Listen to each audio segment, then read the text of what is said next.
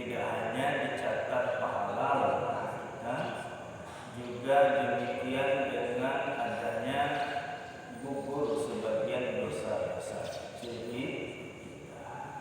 Lalu kita laksanakan salat subuh secara berjamaah, zikir dan doa bersama, dilanjutkan dengan pengajian subuh Ahad minggu pertama. Sudah lama tidak bertemu, terakhir bulan Zulkaidah 1444. Sekarang sudah Muharram 1445, setahun kalau ukuran kalender Hijriah. Insyaallah kehadiran kita di majelis ini, duduk kita di masjid yang kita cintai ini sampai nanti selesai tercatat sebagai duduknya hamba-hamba yang sedang beribadah kepada Allah. Amin ya rabbal alamin. Salawat dan salam kita sampaikan kepada Nabi besar kita Muhammad sallallahu alaihi wasallam. Allahumma shalli ala sayyidina Muhammad wa ala ali sayyidina Muhammad.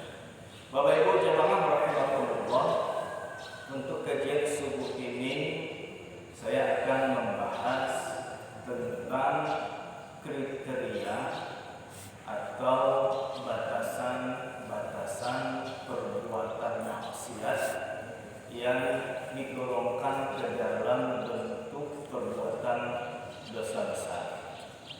Karena selama ini sudah kita maklumi, dosa yang diperbuat oleh manusia itu ada dalam dua bentuk. Ada dosa besar, ada dosa besar.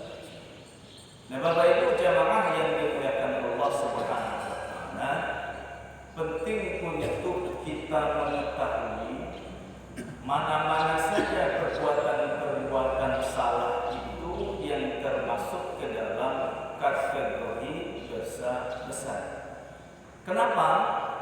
Karena kalau kita sudah mampu menjaga diri dari perbuatan-perbuatan dosa besar, dosa kecil itu mudah dileburkan. Dosa kecil itu mudah dihapus. Dan ini janji Allah Subhanahu wa taala. Kalau kita lihat di dalam surah An-Nisa ayat 31 misalnya, in tajtanibu kaba'ira ma tunhauna 'anhu nukaffir 'ankum sayyi'atikum wa nudkhilkum mudkhalan karima. Jika kamu menjauhi dosa-dosa besar, di antara dosa-dosa yang dilarang kamu mengerjakannya, niscaya kami hapus kesalahan-kesalahanmu, yaitu dosa-dosa kecil, dan kami masukkan kamu ke tempat yang mulia, yaitu surga. Nah, artinya Bapak Ibu, dosa kecil itu Allah sendiri yang menghapusnya. Kemudian disiapkan pula asbab-asbab, sebab-sebab. Kalau kita semata-mata melakukan sebab itu secara otomatis, dosa kecil akan terhapus.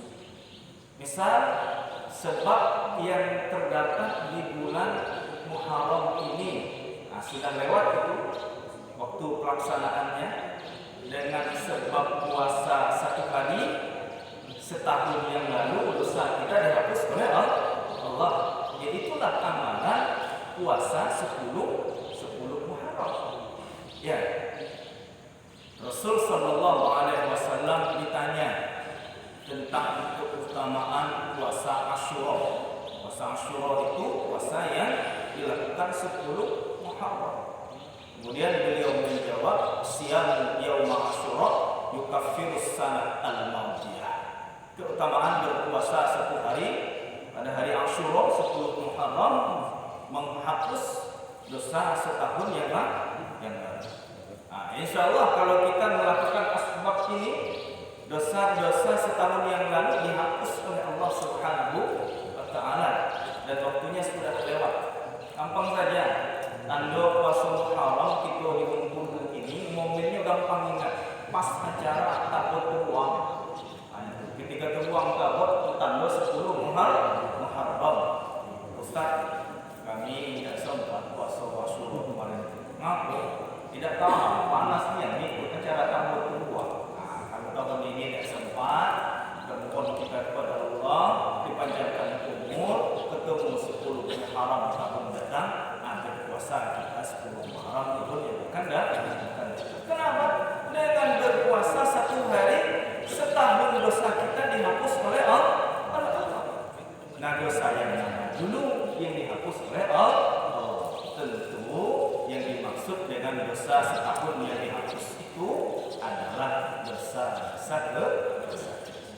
Nah, sekarang pertanyaannya, bagaimana kita membedakan perbuatan maksiat ini tergolong dosa besar, perbuatan salah ini termasuk dosa besar? Nah, itulah pentingnya kita mengetahui ketentuan atau kriteria perbuatan-perbuatan yang termasuk ke dalam dosa-dosa besar.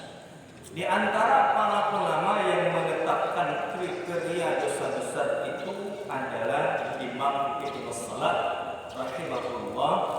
Beliau menjelaskan bahwa dosa besar itu laha amaratun. Dia memiliki tanda, dia memiliki ciri. Yang pertama, minha ijabul haddi. Di antaranya adalah setiap perbuatan yang diwajibkan hukum had kepadanya. Jadi ada perbuatan melanggar hukum, maka yang bersangkutan diwajibkan hukum had. Apa itu hukum had? Hukum yang diterapkan kepada pelaku kesalahan berupa cambuk, ya, kalau dia mencuri, kalau dia minum minuman keras, berupa potong tangan. Nah, potong tangan ini nanti potong tangan itulah bagi orang yang mencuri. Begitu juga nanti ada yang kisos, begitu juga nanti ada yang dirajam. Nah, ini bentuk-bentuk hukum had yang diterapkan di atas dunia. Jadi kalau ada orang yang melakukan perbuatan salah, ditetapkan dia hukum had, ini termasuk dalam kategori dosa besar. Kemudian wa minha al-i'adu 'alaiha bil 'adabin nar wa nahwiha fil kitab was sunnah. Setiap perbuatan-perbuatan yang diancam dengan azab atau neraka atau semisalnya, ancaman tersebut disebutkan di dalam Al-Quran atau di dalam hadis-hadis Rasulullah sallallahu alaihi wasallam. Lahum adzabun alim, ya, ulaika ashabun nar hum fiha khalidin. Itu kalau perbuatan-perbuatan sebelumnya disebutkan, ya, perbuatan-perbuatan salah, berarti kesalahan tersebut tergolong dalam kategori dosa besar. Kemudian yang ketiga, wa minha usifa sahibaha bil fisq. Pelakunya disifati dengan orang yang fasik. Di Bapak Ibu, fasik itu adalah istilah untuk orang beriman yang senantiasa melakukan perbuatan dosa besar. Nah, ini disebut dengan fasik. Kemudian yang keempat, wa minha al-la'nu. Pelakunya mendapat laknat. Laknat dari Allah, laknat dari Rasul. Misal, la'ana Rasulullah atau la'ana Allah syaribul khamri. Orang yang meminum khamar, minum minuman keras.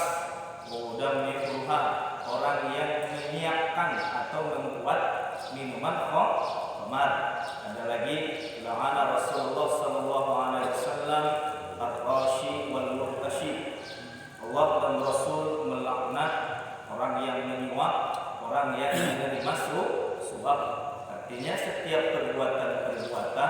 yang ada ancaman laknat, ini termasuk dalam kategori dosa besar. Nah, Bapak Ibu jemaah yang dimuliakan Allah, kalau berdasarkan timbangan yang 4 tadi, ternyata dosa besar itu banyak macamnya. Ya, banyak macamnya. Memang selama ini yang umum kita ketahui dosa besar itu zina, bunuh, ya, merampok, apalagi mencuri, berjudi. Nah, itu yang populer. Tapi ternyata dosa-dosa besar itu tidak hanya terbatas dari perbuatan-perbuatan yang sudah kita kenal selama ini. Memang kalau kita merujuk ke dalam hadis-hadis Nabi, di dalam hadis Rasulullah SAW, untuk penyebutan nama ini hanya terdapat 10 macam saja dosa besar itu. Namun bukan berarti dosa-dosa besar terbatas kepada 10 perbuatan ini saja, tidak. Ada rinciannya nanti, diantaranya Imam Al-Zahabi itu sudah merinci ada 70 macam dosa besar berdasarkan kriteria yang ditetapkan tadi. Kalau disebutkan semuanya dosa besar itu bentuknya ada 70 macam. Nah, sekarang kita lihat dulu macam-macam dosa besar yang disebutkan oleh Rasulullah Sallallahu Alaihi Wasallam. Nah, Bapak Ibu jemaah yang dimuliakan Allah Subhanahu Wa Taala, kalau kita kumpulkan hadis-hadis Nabi yang menjelaskan tentang penyebutan perbuatan-perbuatan dosa besar, itu terdapat 4 buah hadis. Hadis pertama, ini hadis yang paling banyak sebutan dosa besar di dalamnya. Hadis yang diriwayatkan oleh Imam Bukhari, Muslim, Abu Daud dan juga An-Nasa'i dari sahabat Abu Hurairah. Di dalam hadis ini disebutkan 7 macamnya. 7 macam dosa besar. Apa saja yang 7 macam itu? Beliau menyebutkan asyirku billah, itu nomor 1. Berbuatan syirik kepada Allah. Nah, ini dosa besar yang pertama. Apa itu syirik? Menduakan Allah, menyekutukan Allah. Apa maksudnya? Percaya Tuhan kepada selain Allah. Jadi orang syirik itu dia bukan orang yang tidak mengakui Allah sebagai Tuhan. Kalau tidak percaya Allah, itu namanya kafir. Ya. Tapi kalau syirik itu dia percaya kepada Allah, cuma dalam hatinya meyakini ada Tuhan selain Allah. Nah, ini yang disebut dengan syirik. Kalau orang kafir kan jelas dia tertutup, tidak beriman kepada Allah Subhanahu wa Ta'ala.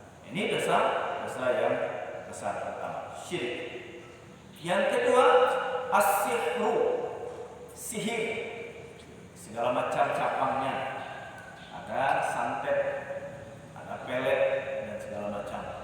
Ya, ada itu Ustaz pelet, ada. Ustaz Ando, saya untuk aku pakai gunanya lagi. Ada lagi ibu naksir dengan cewek, naksir dengan orang lain. Kalau istilah anak dulu cinta ditolak pun tidak. Nah, itu kan masuk dalam cabang-cabang sihir itu. Masuk dosa-dosa besar. Itu yang kedua. Yang ketiga, membunuh.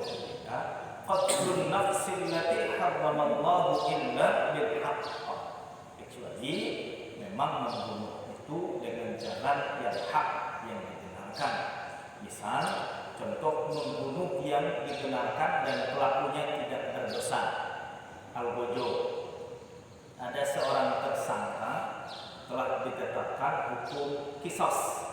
Hukum kisos itu pancung leher. Nah, jadi tentu harus ada yang pancung lehernya itu. Ya, Al-Bojo, dia gunakan pedang yang sangat tajam, ya. Kemudian lehernya itu dimasukkan ke dalam tempat yang sudah memang didesain untuk ditegakkan hukum kisos. Dengan pedangnya dia pancung putus. Itu disebut dengan hukum qisas. Bunuh apa enggak itu? Yang nebas leher orang itu. Bunuh itu. Cuma tidak dosa. Karena dia menjalankan syariat agama. Jadi jangan sembarang jalankan syariat hukum potong, hukum bunuh ini, hukum qisas. Ada ketentuannya. Jangan mentang-mentang dia bunuh orang lain secara sengaja, bunuh. Kalau pembunuh itu hukumnya qisas. Kita bunuh dulu, kita potong lehernya setelah ditangkap, berdosa gitu. Kalau tidak lewat proses hukumnya, kan disidangkan dulu. Ya nanti ada mediasi. Misalkan pelaku pembunuhan ditangkap, kalau diterapkan hukum agama tidak langsung dibunuh, dikisos pelakunya itu, disidangkan dulu, disidangkan. Nanti ada proses mediasi kepada keluarga korban. Misalkan apakah keluarga korban ini mau memaafkan pelaku atau tidak. Kalau mau memaafkan pelaku, maka nanti si pelaku bisa saja terbebas dari hukum pancu asal bersedia membayar dam, ya, membayar dam pengganti dari terbebasnya si pelaku yang disebut juga dengan diat. Diat itu denda yang dikenakan untuk membebaskan diri dari hukuman qisas. Jadi tidak sembarang terap juga untuk penetapan hukum qisas kepada pelaku orang yang naudzubillah.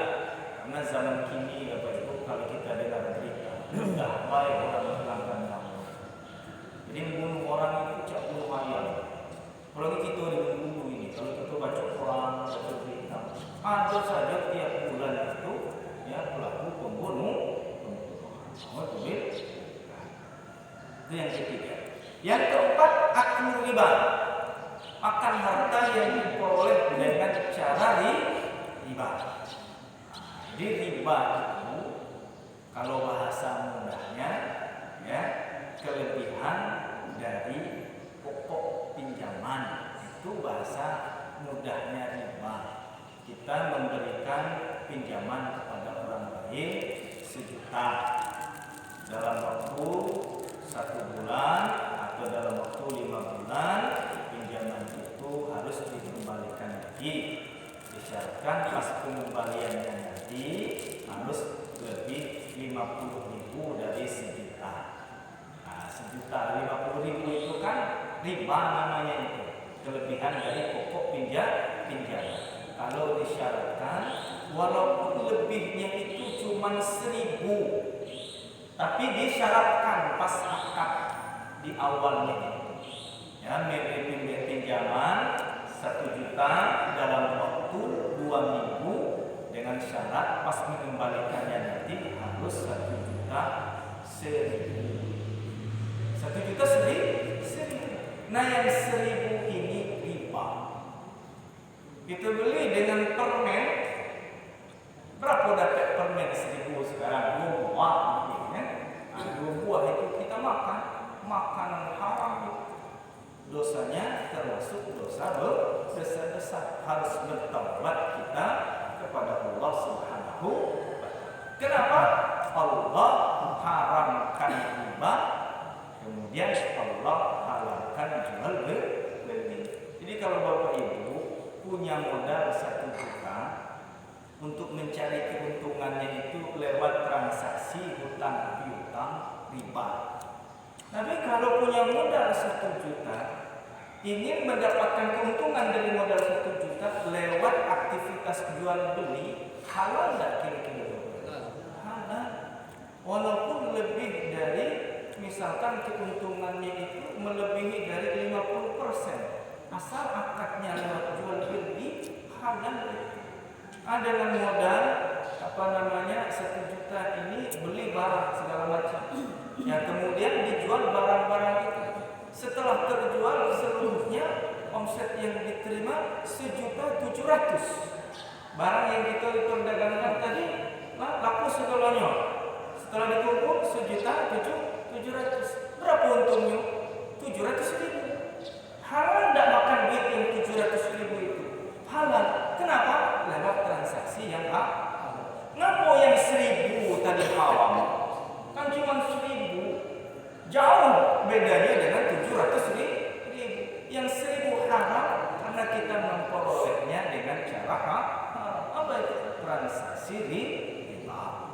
Ini yang ketiga, makan harta. Kemudian yang keempat, aklu malil yatim, memakan harta anak yatim. Nah, jelas nih, kalau makan harta anak yatim merupakan perbuatan besar. Bapak Ibu, memang rasanya kita makan harta anak yatim itu secara langsung jarang-jarang bertemu.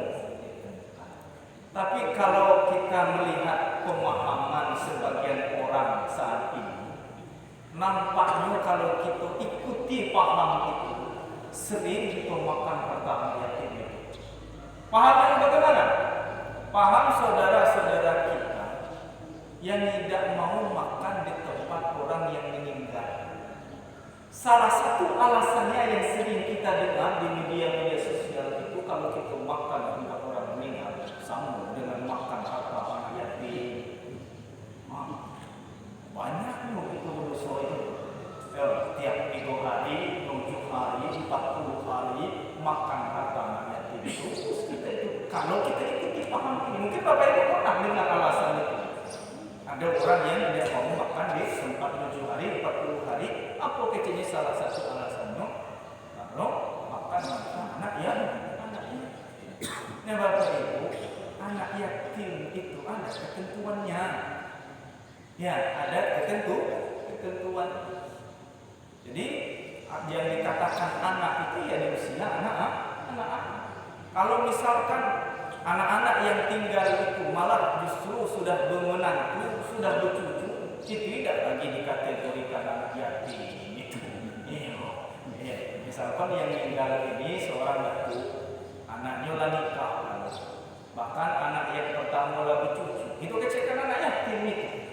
Ini ya keliru pemahaman sebagian orang yang tidak mau makan di rumah orang meninggal. Kalau tidak mau makan ya sudah. Cuma jangan dikecilkan haram kamu makan anak yatim. Itu Bapak Ibu sering kita dengar sebagian sebagian orang yang menganggap itu memakan harta anak yatim. Tidak. Memakan harta anak yatim itu adalah misalkan orang tua meninggal, lalu orang tuanya ini meninggalkan harta warisan. Nah, jadi harta itu baru berpindah milik kepada si anak yang masih anak kecil dan dikategorikan anak yatim ketika bagian warisan tadi, ketika meninggal seorang ayah, anak bertiga, tiga orang, 1 laki-laki, 2 perempuan. Kebetulan ketika seorang ayah ini meninggal, ya, anaknya ini masih kecil-kecil. Yang paling tua itu baru kelas 5 SD, yang nomor 2 TK, yang nomor 3 masih menyusui. Nah ini anak tentu ketika ayahnya meninggal disebut dengan anak yatim. Ayahnya ini meninggal, lalu meninggalkan harta warisan. Taruhlah harta warisan itu 1 miliar. Nah di dalam 1 miliar itu, apakah nanti keseluruhan harta 1 miliar itu milik dari 3 orang anak ini? Tidak. Di dalam 1 miliar itu ada milik si ibu, si istri tadi. Karena ketika meninggal suami, ada istri, ada anak. Istri itu punya hak warisan. Lalu anak laki-laki punya hak waris. 2 anak perempuan punya hak waris. Nah nanti itu dibagi lagi ya, dengan sesuai ketentuannya masing-masing. Si istri ya dapat, kemudian si anak ini laki-laki 2 bagian dari bagian perempuan dapat sekian, si anak perempuan dapat sekian. Nah, sudah dikelompok-kelompokkan harta yang 1 juta itu, sekian untuk si istri, sekian untuk si anak laki-laki, sekian untuk anak perempuan. Jadi anak kecil ini tidak ngerti apa-apa. Setelah habis masa iddah, nikah bini itu, ya bini almarhum tadi. Karena ketika meninggal bini masih muda, ya nikah dengan laki-laki lain. Nah dalam perjalanannya bagian untuk istri tadilah habis, tersisa untuk bagian anak-anak. Itu yang diambil oleh walaupun ibu kandungnya sendiri, diambilnya dimanfaat bukan untuk keperluan anak ini sekolah dan segala macam, tapi untuk keperluan sehari-hari, untuk jalan-jalan, untuk beli ini, beli itu, termasuk suami yang keduanya ini. Itu yang disebut dengan makan harta anak ya. Itu berbuat terkait dengan dosa yang keempat, masuk dalam kriteria dosa besar. Makan harta anak ya. Kalau makan di tempat orang meninggal, tidak layak disebut makan harta anak ya. Nah, kalau kita berbicara tentang nanti ya kebolehannya banyak dalil. Namanya orang bersedekah. Orang bersedekah yang harus diterima. Ya. Kemudian kadang-kadang ahli musibah itu dalam bersedekah dia niatkan pahalanya untuk Allah almarhumah orang tuanya yang sudah meninggal. Bahkan ini sesuai dengan syariat agama, karena di antara bentuk bakti anak kepada orang tua setelah mereka meninggal itu adalah bersedekah atas nama orang tua. Ini dalilnya jelas sahih. Seorang laki-laki kata Aisyah datang menemui Rasulullah SAW. Ya Rasul, ibu saya sudah meninggal. Nampaknya ibu saya itu kalau sempat berwasiat terhadap harta yang dimilikinya, mungkin dia akan berwasiat.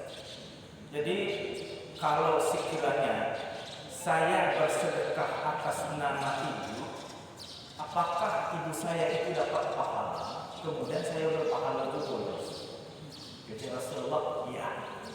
Jadi kalau kamu bersedekah mengatasnamakan ibu, walaupun ibu sudah meninggal, dia mendapatkan pahala sedekah, dan bagimu juga dapat pahala. Kalau demikian ada sebidang tambahan sedekahkan atas nama ibu. Kemudian ulama-ulama kita memahami hadis yang lain, sebaik-baik sedekah itu adalah memberi minum sakiyul. Memberi minum saja terbaik, apalagi minum plus makan. Nah, jadi dapat dengan ketentuan tidak memberatkan keluarga yang ketiga. Kalau memberatkan boleh. La yukallifullah nafsan illa wus'aha. Bapak Ibu jemaah yang dimuliakan Allah Subhanahu wa taala, yang keempat maka kata yatim, yang kelima yatawalla yaumaz zahfi, lari dari medan perang. Kalau misalkan ada perang karena agama membela agama Allah, alami mereka mau ikut, itu termasuk perbuatan dosa. Yang keenam, ya. Yang keenam tadi. Yang ketujuh terakhir, waqazful muhsanatil mu'minatil ghafilat, yaitu menuduh wanita baik-baik melakukan perbuatan zina. Kalau bahasa kita menuduh orang melakukan sesuatu yang tidak dilakukannya, apa sebutannya Bu? Fitnah. Kalau bahasa Arab fitnah itu lebih umum dari apa yang kita pahami. Ya, fitnah itu tidak hanya menuduh orang melakukan sesuatu yang tidak dilakukan, dan bahkan kita dilakukan, sedangkan fitnah lebih kejam dari menuduh. Itulah di antara bentuk 7 dosa besar yang terdapat di dalam hadis ini.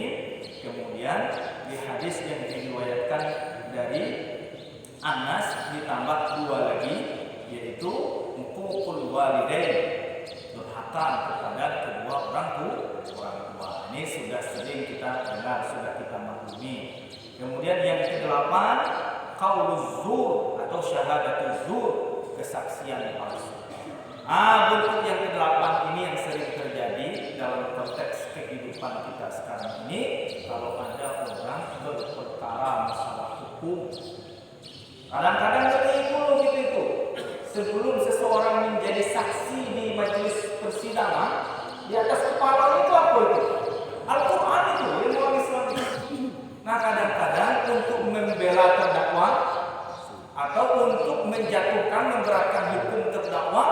dia menyampaikan kesaksian palsu. Besar sekali dosa kesaksian palsu. Bisa saja orang yang tadinya tidak bersalah karena atas kesaksiannya akhirnya hakim menjatuhkan vonis bersalah. Kalau hakim menjatuhkan vonis bersalah padahal terdakwa tidak bersalah, ketika hakim menjatuhkannya itu berdasarkan ijtihadnya, bukan untuk menzalimi. Ya, hakim itu kan ketika dia memvonis seorang terdakwa benar bohong. Kalau salah sah. Nah yang bersalah siapa ini? Yang memberikan kesaksian palsu. Kau hati-hati dengan bersaksi palsu. Ini sedelapan. Kemudian yang ke-10 itu terdapat di dalam hadis yang diriwayatkan oleh Abdullah bin Mas'ud, yaitu perbuatan zina. Nah inilah macam-macam dosa besar yang ditemukan dalam hadis-hadis Nabi SAW. Kalau kita gabungkan ada 10. Pertama syirik, kedua sihir, ketiga membunuh, keempat makan harta riba, kelima makan harta anak yatim, keenam lari dari medan perang, ketujuh fitnah atau menuduh orang lain melakukan sesuatu yang tidak dilakukannya, kedelapan ya sumpah palsu, kesembilan membunuh orang lain, dan ke-10 berbuat zina. Nah, ini bentuk-bentuk dosa besar. Akan tetapi Bapak Ibu, dosa besar itu tidak hanya terbatas ke dalam 10 macam ini saja. Nanti ada Imam Al-Zahabi menyusun kitab yang bernama Al-Kabair, dosa-dosa besar. Nah di dalam kitab inilah beliau rincikan macam-macam dosa besar itu dari nomor 1 sampai dengan nomor 70. Mudah-mudahan dari yang 10 yang disebutkan tadi, insya Allah kita sudah menjauh, ya bahkan insya Allah kita sudah mampu berhenti untuk melakukan hal-hal yang 10 macam. Namun bukan berarti kita sudah terbebas dari dosa besar, masih banyak lagi, ada 60 macam yang belum disebut. Mudah-mudahan sisanya 60 macam itu nanti akan kita bacakan apa saja perbuatan-perbuatan yang termasuk ke dalam dosa besar supaya kita bisa menghindari perbuatan-perbuatan ini. Bapak Ibu jemaah yang dimuliakan Allah Subhanahu wa taala, demikian materi yang dapat disampaikan dalam kesempatan ini, bentuk-bentuk dosa besar. Semoga Allah memberikan kekuatan kita untuk bisa menjauhkan diri dari perbuatan dosa ini, karena beliau berjanji, Allah berjanji, kalau kita mampu menjauhkan dosa-dosa besar yang dilarang oleh Allah Subhanahu wa taala, nukaffir ankum sayyi'atikum. Adapun dosa-dosa kecil itu dengan sendirinya Allah akan menghapusnya dari kita. Bahkan untuk dosa kecil Bapak Ibu, setiap kali berwudu kita itu membasuh wajah, berguguran dosa yang dibuat oleh wajah. Bagian wajah ini yang paling banyak punya potensi kita berdosa, dosa kecil. Matol, bagi yang bapak-bapak. Itu ya. Jalan ke pasar, jalan ke mall, kita tengok yang bening-bening, kadang-kadang tidak sengaja ukur itu. Itu bening-bening dosa. Ya, ibu-ibu kumpul bertiga, ngerumpi biasanya itu. Ya, kalau sudah kumpul bertiga, suara berjamaah. Ibu-ibu kelemahannya dari lisan. Ya, bapak-bapak juga punya potensi. Telinga mendengar orang mengosip dan segala macam. Pikiran juga punya potensi dosa. Nah, dengan kita berwudu, mudah-mudahan gugur dosa. Kemudian basuh tangan, gugur dosa yang dibuat oleh kaki. Basuh kaki, gugur dibuat dosa yang dibuat oleh kaki.